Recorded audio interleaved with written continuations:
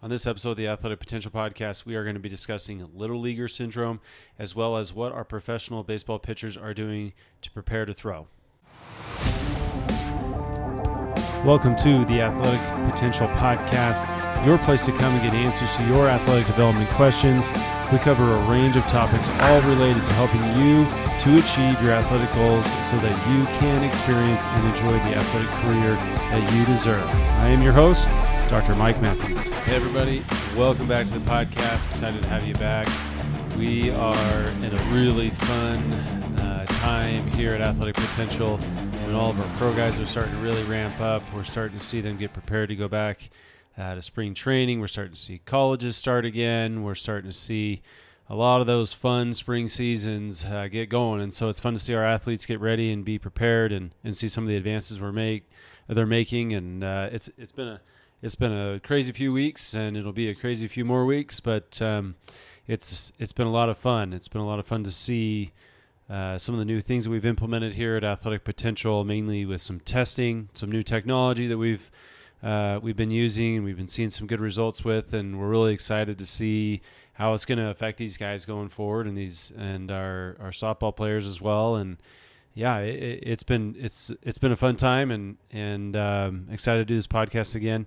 Today we're going to go the way we've been doing the last couple podcasts. We're going to jump right into questions. We've got a few questions today. We're going to limit it to two because of kind of the complexity of both of these questions, and I don't want to one, make a really long episode, and two, I also don't want to make something that should be covered not covered well enough. And so we're going to cover a couple topics today, two questions that I've been getting.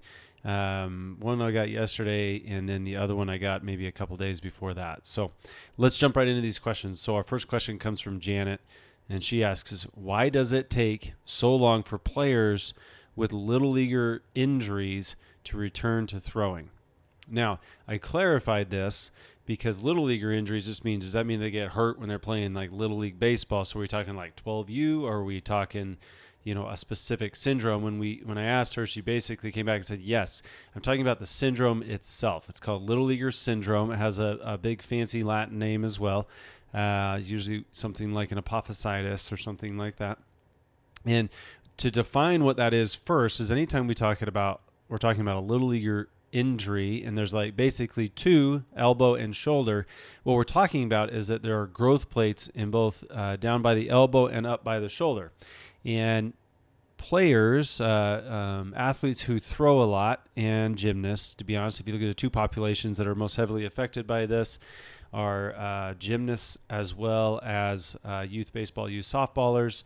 And they can develop essentially an irritation to the growth plate in either the elbow or the shoulder. It typically doesn't happen in both, but it can, but not usually at the same time. And so it creates an irritation to the shoulder and or the elbow where that growth plate is, and produces a lot of pain. What it normally presents as is the athlete goes out, they throw, and they feel something in their arm, it hurts. Sometimes it'll stop them from throwing. Sometimes they'll just kind of throw through it, and then it'll just continue to ache and ache and ache, and it just won't get better with rest. Even a few days of rest, it'll still be kind of aching. They go throw again, their pain will substantially hurt more, or their pain will be substantially more. And so that's traditionally what it kind of starts as. And then typically what happens is they'll go to a doctor, they'll x-ray it. Now, when you look at youth x-rays, those growth plates are really easy to find because it looks like there's just no bone there. So you'd have you think like the normal bone you would see, even if it's a cartoon, right? So you got a bone that comes down, it's a long shaft. As you come down toward the growth plate area, essentially that bone just stops. There's a space, and then you can see the rest of the bone. And that is the growth plate area. And the reason why it doesn't show up in an x-ray is because it's not true bone yet. It's essentially a mass area of cells that are producing bone, and they're pushing bone out from it. The most common area for the elbow for this to happen is on the inside of the elbow. So a lot of times we get pain in the inside of the elbow that's a little leaguer's elbow. And a lot of people are like, oh, no, my 11-year-old just tore his UCL. It's really rare that happens, and typically it ends up being more of this growth plate type of injury. Now the shoulder is usually up by the shoulder. I would say if you find the kind of the bone on the top part of your shoulder and kind of come down, it's usually a little bit more toward the front and a little bit deeper, but down the arm just a little bit. And that's typically the site of pain there. It's very easy to diagnose based on history and then a couple of exam tests. We've had a number of athletes come in here to Athletic Potential having not seen a physician. They'll come to us first, and then we'll test it. And I say, look, I'm really positive that you have a little leaguer's elbow here. I think it's worth, or a little leaguer's shoulder. I think it's worth you going and get an X-ray. Let's just make sure there's nothing really bad about this.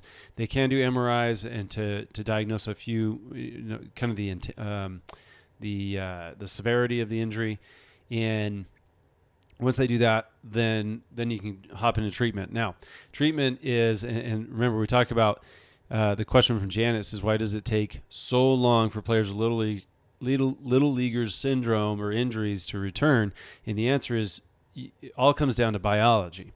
A phrase I just heard, and I can't remember his name. His first name is Pete. I cannot remember his last name. He's a physical therapist and works for the Jaguars. And he quoted this in another podcast, and he said, healing is biology, not technology. So we cannot speed this up outside of what the normal body is going to allow it to heal. So when we talk about why does it take so long for a little leaguer's injury to heal and for that athlete to then return, you got to understand what type of tissue or body part we're talking about here. Now, when I say body part, I'm not talking about, arm, leg, head. What I'm talking about is bone, muscle, ligament, tendon, capsule, nerve, disc, those kind of things. And so if we know based on some fairly good research how long it takes for a lot of these things to heal. Now, a lot of people have had experience with breaking bones. It's something that, it does happen throughout the course of a lot of people's lifetimes, is they break some bones. And what you find is if you've had a broken bone, most of the doctors are going to tell you that, it's going to take anywhere from 6 to 8 weeks for that bone to heal. And so now we're talking, okay, great. We know how long it takes for bone to heal. That's pretty common knowledge, but that is actually research backed as well. And when we talk about little leaguers' elbow, shoulder injuries, remember, this is an issue in the growth plate of a bone. So it still counts as a bone, and it's still going to take 6 to 8 weeks for it to heal. Now, it's something that I think most people miss, and I definitely have patients or clients that'll come in and they'll say, hey, I went to a doctor says, I got to give it 6 weeks to heal, and then we're ready to go and go out and start throwing and pitching again. And I tell everybody, look, okay, when we talk about letting it heal, let me be very specific. It's not just don't throw, it's avoid pain. There's been a couple other research studies that have indicated that those that have stopped throwing but continue to do other activities and had mild pain and still ended up coming back and throwing at 6 to 8 weeks, even if they were pain-free, they had a significant increase in injury risk in the future. Now, that wasn't even just injury risk for like a recurrence of this bone problem. It was injury risk of other things, years down the road sometimes, if they didn't allow things to properly heal. So I tell everybody, this is essentially a broken arm. It's a bit dramatic. I know everybody's like, man, you're so dramatic when you say that. And the answer is, I am, because it hits home, right? It's really easy to make decisions on what you should and should not do if you're thinking your arm's broken, right? Now, we're not going to cast it. We're not going to sling it. Some of the shoulder stuff will sling it, just depending on how bad it is. But I can tell you right now, my protocols, I tell everybody, look, yes, you have, a little leaguer's elbow, and essentially it's a problem with the growth plate. It's essentially a broken bone. That's what you need to treat it as. And it's going to take 6 to 8 weeks to heal. And when I say it takes 6 to 8 weeks, that means in 4 weeks from today, from this my initial visit, and I always say it's 4 weeks from the last incidence of pain, we're going to check it and see if it's making progress. Now, we check that through a couple different means. Typically, I stress the elbow in a way that would normally make it hurt. Think throwing motion, lay back, external rotation with some force. If there's no pain 4 weeks from the last incidence of pain, throwing, whatever it is, I'm going to start adding some things in that they can do. So now they're no longer 4 weeks of a broken arm. Now they've done 4 weeks of broken arm for the next 2 weeks. Their entire job is to really get their shoulder and other muscles surrounding the elbow to start getting strong again, because now they've been atrophied. So I highly disagree with any instruction that's given to these athletes. It says, hey, after 6 weeks, you're good. Pick up a ball and start throwing it again. I get it. It does work with certain athletes, but I can tell you right now, the ones that are more successful and that we have treated and helped with these injuries, they did not just pick up a ball and start throwing again.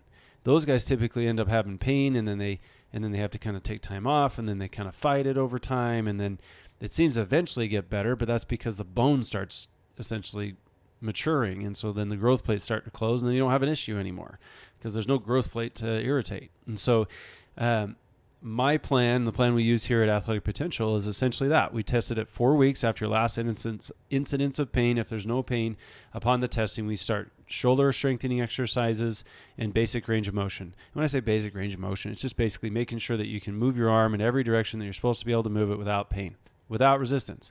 But we do start shoulder exercises, typically in the form of isometrics, none of which hurt the elbow or the shoulder.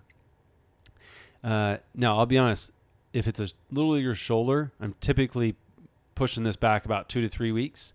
So I wouldn't start at 4, I'd start at 6 weeks with a little leaguer shoulder. So anything we talk about, I'm going to talk about in the sense of elbow. I'll try to give the shoulder guidelines a little bit, but realistically, we're talking about elbow here. So elbow, 4 weeks test. If it's all good, we start shoulder strengthening exercises, as well as this basic shoulder mobility and teaching the arm to move again effectively. Once that is completed, we go 2 weeks, we retest at 6 weeks.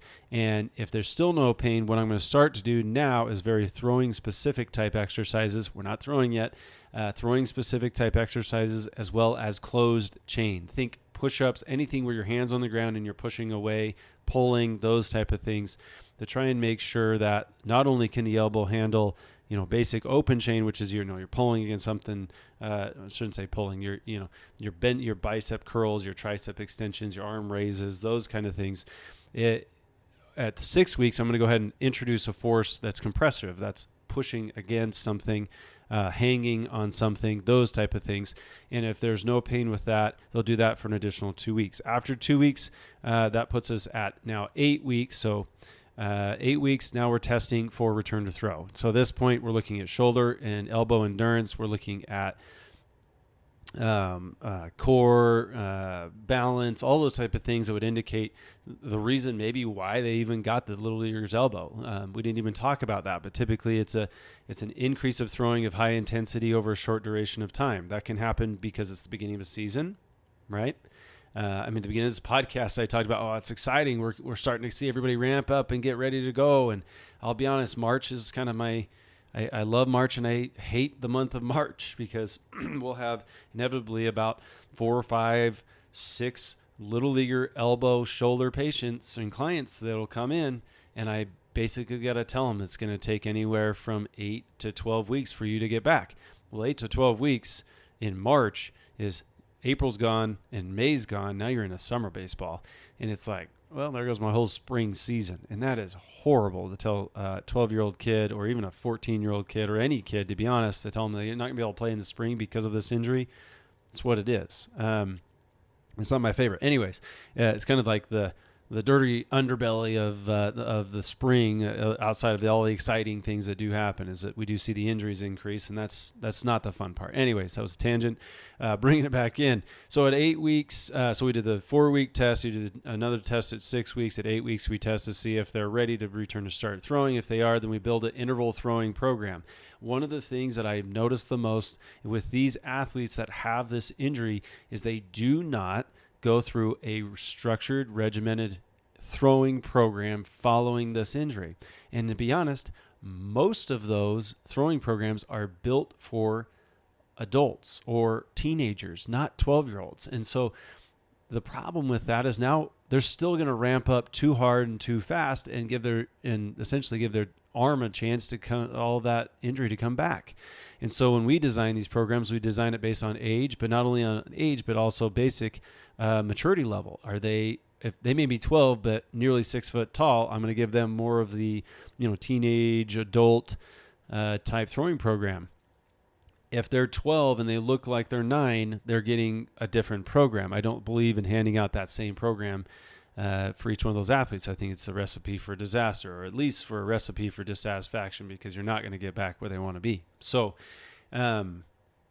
Yeah. So at that point, you're talking about anywhere from a 4-week ramp up to a longer ramp up. So if you think about it, I just said 8 weeks. That's 2 months plus another 4 weeks to ramp up.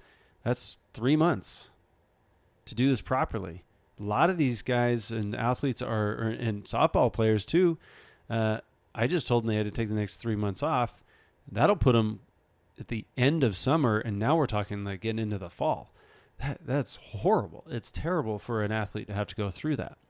And so the key with managing these, and Janet, to come back to your question, why does it take so long? It's a bone. But not only is it bone, which is 6 to 8 weeks, now you've got to now you've got to go through all the other effort of getting all of your other muscles up to speed again so that they can take the stress of throwing. It's something that I think a lot of people overlook.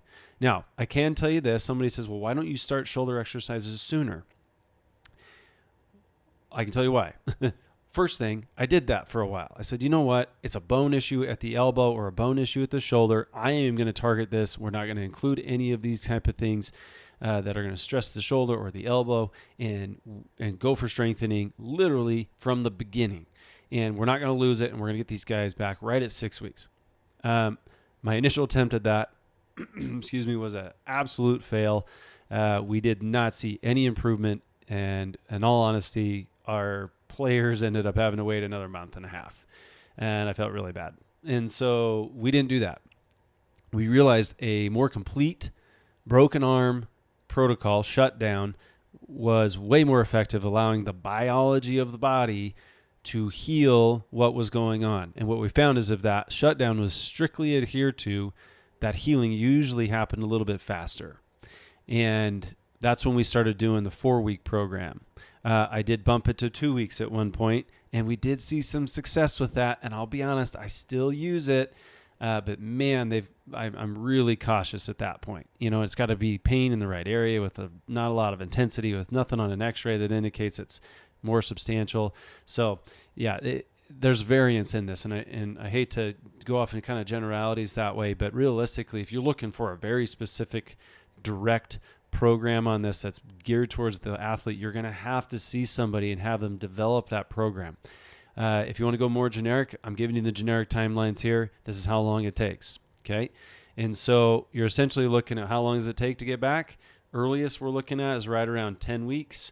Longest we're looking at is 16. We've had guys go longer, but in all honesty, that's because they didn't strictly adhere to the protocols. And so they kind of irritated it, and then we had to wait for it to calm down again. So, Janet, to answer your question, it's a bone problem. Bone takes anywhere from 6 to 8 weeks to fully heal.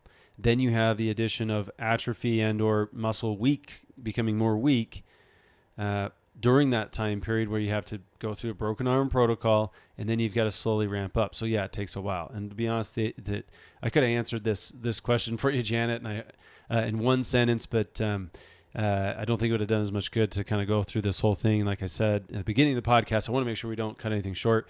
Realistically, it's about biology. We can only get the body to heal as fast as it's going to heal. And so it takes that long because that's how long it takes the body to heal up the tissue that's involved, which is bone. And I hate to always say and on that. And then you've got to get everything back up to speed because it's been doing nothing for 4 weeks, 6 weeks. So that's why it takes so long to get back from these. Personal experience, I had Little Leaguer's elbow and shoulder when I was growing up. It wasn't because of overuse. It wasn't because I was playing on too many teams or any of those things that you hear all the time. Oh, the kid's got these issues because, he's throwing too much. The answer is no. I grew really fast. I developed more velocity faster, and my body couldn't handle it. So I had an elbow issue. It took me 8 weeks to get back. Had a shoulder issue that took me months and months to get back. But that's also because I was that kid who didn't adhere to the protocol. So, yeah. Anyways, they're bummers. They're no fun. They typically happen in the spring, and they usually shut kids down for an entire spring baseball, which is unfortunate. So I hope it doesn't happen. I hope this helps. So a lot of people have this is a great lead into this question. It's not the next question. It's just another question I got yesterday as well. And they said, well, okay, great. But how do you avoid these things? How do you avoid Little Leaguer's elbows? Some kids just get it. And the answer is some kids are definitely more predisposed to getting this. And I don't know if I can tell you what those are. There's some risk factors that are associated with it. It's essentially a significant increase in growth. So if they go through a massive growth spurt in a very short amount of time, and it just so happens to line up with the increase in time of throwing, that's typically associated with an increased risk of injury there. And the other one that we typically I like to look for, is obviously a really poor ramp up from fall through winter to spring. And so if they haven't been doing a lot of throwing, and they try to ramp up in 4 to 6 weeks of pitching their first game, and you're asking for it in a lot of ways, especially in these cold weather climates where we're at. You're kind of asking for it. And so one of the best things you can do to avoid little leaguers' injuries is to maintain a throwing program. Now, when I say maintain, you do take time off, go play another sport in the fall, but then start your throwing program right around Thanksgiving in November. Have a structured program. That's the most important thing. Everybody kind of misses that. Don't just go out and start throwing, because you could get little leaguer's elbow before we even get the season. But have a structured throwing program that you follow all the way up till your first tournament. And just understand that if your first tournament, which in our area doesn't really happen unless you're planning on traveling to Florida or Arizona, those first tournaments don't typically happen until, at the earliest mid-February, and typically don't happen until late February, early March. We do have guys that go earlier, and I tell everybody, if you're going to plan on playing in a tournament in early January, mid-January, your throwing program's got to start before Halloween. And a lot of guys are just stopping fall ball at that point. And I keep telling them, like, look, if you're going to play that early in the season, you may consider not playing fall ball. So I know that's not the most popular thing I've ever said in the world, is don't play fall ball. I'd also say a lot of other unpopular things in regards to taking shutdowns and not throwing and not playing in the winter months and playing other sports and not specializing until you're certain ages and stuff like that. So this is something that we deal with all the time.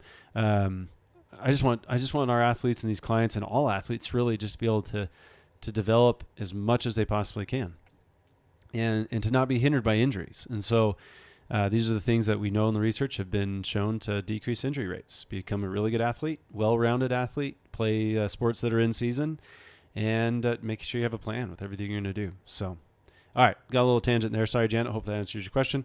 It was a great question. All right, our next question comes from Wyatt. Wyatt asks, what type of pre-throw warm-up do the professional players you work with do? Is there a best warm-up? All right, this is a great question. Is there a best warm-up? Yeah, one that's actually done, a warm-up. I think it's really important that any warm-up is probably better than no warm-up. And actually, there's a good story with that. Sorry, I got to take a drink. For those watching the video, I make no money from that energy drink that I just took. So let me tell you a story. So yesterday, Tuesdays, which is yesterday for us. So for those listening, yes, I'm recording a podcast on Wednesday. And on Tuesdays are bullpen days during one of the bullpen days during the week. And yesterday, so everybody starts gearing up. All of our pro pitchers are starting to get ready to throw. And, throw these bullpens. We got catchers coming in. We got trackmen set up. We got the whole setup. It's awesome. It's a fun environment. We got, position players essentially, standing in, getting ready to do lives in a couple weeks. And it's just a fun environment to be a part of. And I bring this all up because a couple of these guys are just, they're like little kids, but they're big kids, right? So yesterday, I'm pretty sure at least one, if not two of our pitchers yesterday warmed up essentially by going out and just throwing a football around for fun, running routes and just getting their bodies moving. And I can tell you one of our pitchers, he went out and did that for a good 30, 40 minutes, just having a good time, just nice and relaxed, got his heart rate up. And then he went and did like 4 exercises and started throwing a baseball. And that was a really effective warm-up for him. I kind of told him, like, man, I don't know if you can do that in the minors, but that might be a really good thing for you. But the idea behind, and come and bringing it back in, Wyatt, realistically, any warm-up's better than no warm-up. Let's just start with that. And I think everybody understands that. But there's a lot of athletes that just, they don't really understand that picking up a ball, maybe wiggling a band a few times, it's not really a warm up, right? If you look at the story I just said with our pro pitcher yesterday, who's running routes, he's throwing a football, he's moving, he's running, he's slowing, he's decelerating, he's accelerating, he's lining up, he's focusing in on a ball, he's throwing the ball. Like, you look at everything that went into that, all of those things that I just mentioned are really important in a warm up. And everybody kind of has their own style, own flavor, so to speak, especially on the pro guys. There's a lot of different warm-ups that were going on. But I can tell you this, after looking at, watching all the guys here do their warm-ups, looking at research, looking at talking to other professionals, talking to pro teams, talking about what do they recommend. Let me give you, and if you go to past podcast episodes, this is there, so it's no secret. But let me just give you what I think is really important to include in every warm-up, okay? And you'll see every one of these in this, with our pro guys running routes and throwing passes to guys, okay?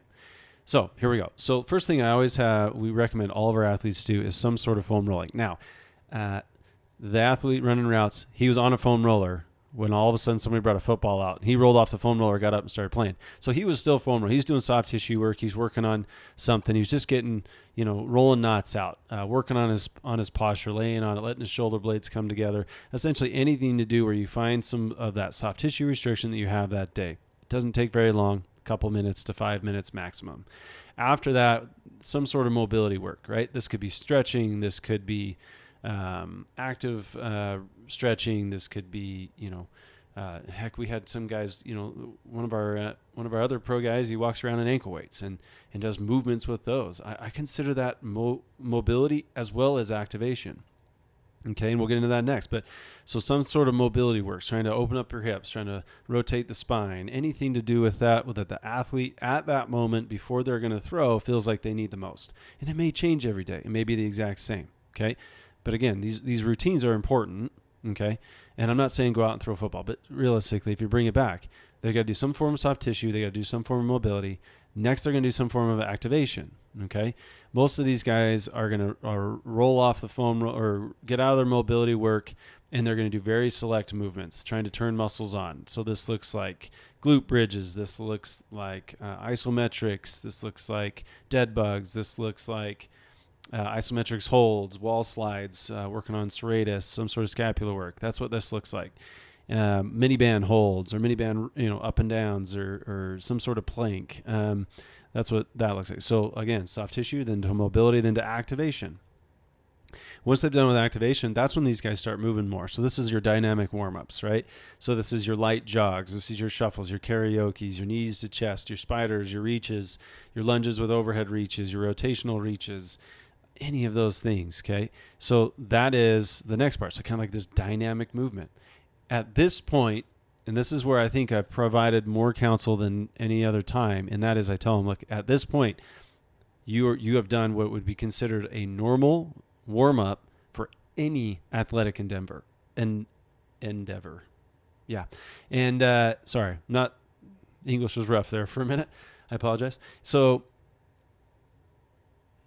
now you've gone through this dynamic warm-up. At this point is where I tell them, look, all right, time to get specific. You're a pitcher.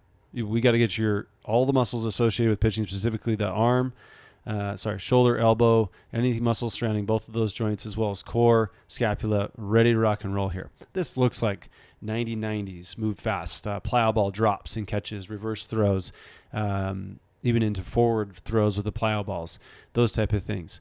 And then they go and usually pick up a baseball, but the idea is at that point, they go into that specific.